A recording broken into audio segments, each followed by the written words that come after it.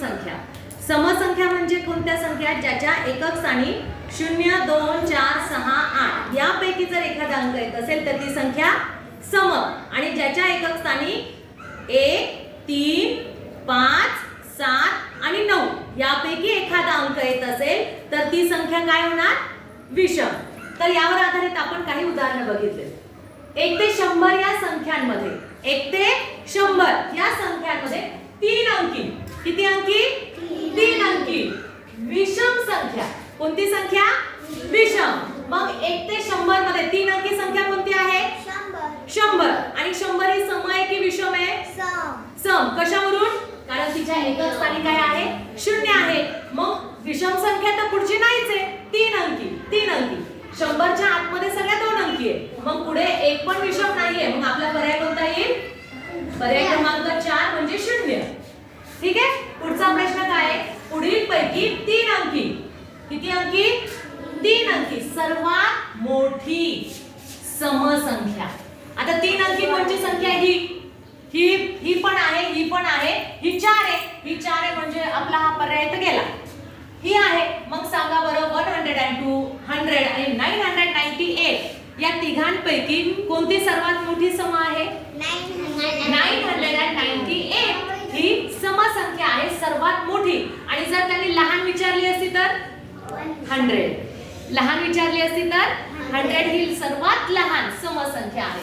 म्हणजे आपला पर्याय क्रमांक 2. आता त्यांनी पुढे काय विचारलं? 56 या संख्येच्या आधी क्रमाने येणारी 6वी संख्या. क्रमाने येणारी 6वी समसंख्या विचारली. क्रमाने हा. मग आता 56 च्या आधी क्रमाने येणारी 6वी समसंख्या. मग इथे लिहिलं 56. त्याच्या आधी समसंख्या कोणती आहे? 54, 52, 50, 48, 46, 44, 42, 40 अशा संख्या येणार. बरोबर? समसंख्या विचारल्या. मग 56 या संख्येच्या आधी क्रमाने येणारी 6वी 1, 2, 3, 4, 5, 6 कोणती आहे? 44. मग आपला पर्याय क्रमांक किती येणार? 1.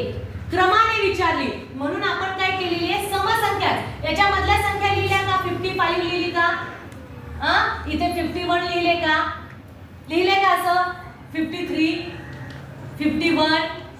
मग विषम संख्या आपण सोडून दिला का? कारण आपल्याला त्यांनी सम विचारले म्हणून आपण समसंख्यांचीच रांग तयार केली. विषम जर विचारले असेल तर आपण विषम संख्यांचीच रांग केली असती.